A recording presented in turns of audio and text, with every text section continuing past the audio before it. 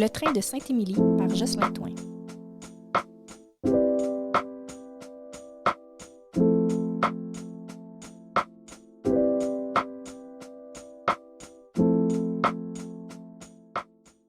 Quand t'es né Matawineur, t'as des souvenirs de Joliette à tout âge. C'est certain que tu passais par là de temps en temps. Des souvenirs importants, des spectacles, des festivals, des fois des traumatismes d'hôpital.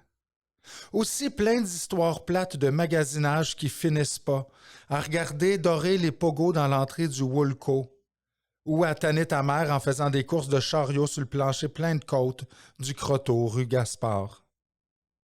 J'ai des souvenirs du milieu des années 80, enfant.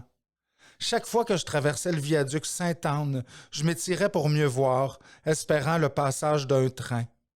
Il y avait, quelques mètres plus loin, la vieille gare. Comme oublié, à part, isolé, j'ai toujours eu l'impression que quelque chose clochait avec cette gare.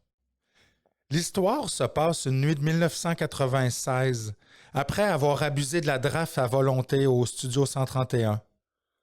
En traînant sur Champlain, près de la gare, à cette époque où elle se tenait sans béquille, j'ai remarqué un homme au loin, de l'autre côté du viaduc, près de l'hôtel Grand Nord. Il semblait troublé, agité. Avec l'écho du pont, je l'entendais répéter sans cesse « La gare n'est pas à sa place, faut remettre la gare à sa place ». Je m'approche, puis l'aborde. « Bonsoir, monsieur, est-ce que je peux vous aider? » La gare à sa place, la gare à sa place, faut remettre la gare à sa place. Je vous suis pas, monsieur, je comprends pas. Il faut remettre la gare à sa place, sinon le train de Saint-Émilie ne passera plus jamais. Mais monsieur, la gare est à sa place, de l'autre côté. Et le train de Saint-Émilie n'a jamais existé.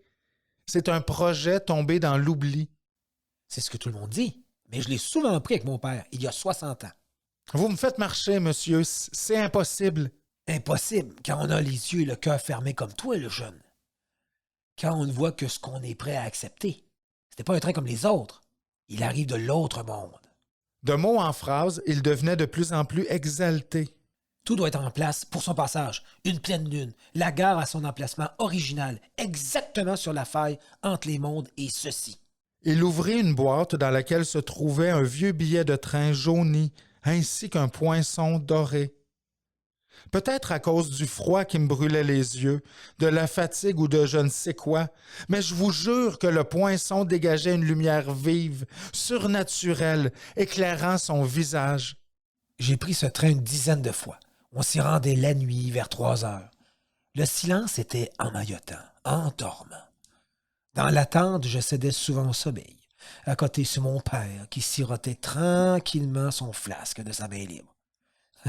Quand j'ouvrais les yeux, nous étions déjà dans le train. J'avais beau espérer le voir arriver, j'étais jeune et peu résistant face à la nuit. La première fois, c'était autour de 1933. J'avais 4 ans. On a fait ce trajet pendant 3 ans, jusqu'au décès de mon grand-père Paquette. En fait, la dernière fois, nous espérions arriver plus vite que la mort, qui était déjà en chemin. C'est cette unique fois que j'ai pu apercevoir le train, semblant flotter au-dessus des rails, sur un nuage de vapeur recraché par les machines. Dans ce temps-là, la région était sillonnée de rails. On prenait le train d'un village à l'autre. Les routes et les voitures n'avaient pas encore emprise sur les Lanaudois. Ce train-là était différent des autres, de ceux pour Saint-Jérôme, pour l'Assomption ou pour Rawdon. D'un gris argenté, il semblait ne pas être de la même matière que les lourdes machines de fonte et d'acier de l'époque. Et le train nous emporta, quitta rapidement les rails principaux, avant le pont pour en suivre d'autres que je n'avais jamais remarqués, courbant vers le nord, passant exactement dans ce qui deviendra plus tard le terminus d'autobus sur Richard, pour poursuivre, en parallèle avec Visitation, coupant à travers les terres humaines de Sainte-Mélanie, passant par le moulin du pied de la montagne, puis à gauche du lac Rocher, bifurquant au nord des Dalles, pour ensuite rejoindre le lac Noir et finir sa route par le chemin de la feuille d'érable.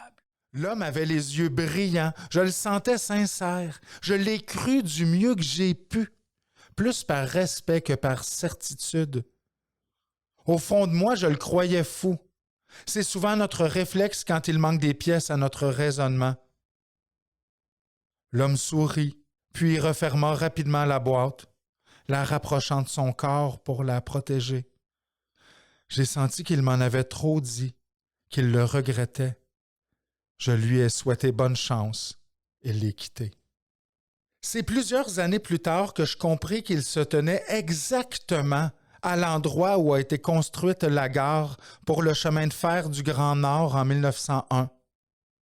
La gare y est restée, solide et immobile, jusqu'en 1956, moment où on la déménagea en face du stade municipal pour construire le viaduc. Aujourd'hui, les condos ont remplacé les foules en liesse. Les bâtons ne claquent plus les balles dans la nuit. Et le train ne passe plus ici que par défaut, parce que c'est sur le chemin de Jonquière. Et si les locomotives ont vite été remplacées par les voitures, ici, c'est carrément la gare qui s'est fait tasser par la route. Aujourd'hui, c'est notre gare qui devient un fantôme. Elle n'est plus que l'ombre d'elle-même, comme un spectre du passé. Elle est là, mais presque personne ne la voit. Elle s'efface doucement et nous regardons ailleurs. Mais, au fond, c'est peut-être nous les vrais fantômes qui pensent avoir tout vu sans jamais avoir pris le chemin, qui pensent avoir tout vu mais ne sont jamais vus nulle part, qui suivent la traque du train fou numérique, qui regardent le monde dérailler en HD.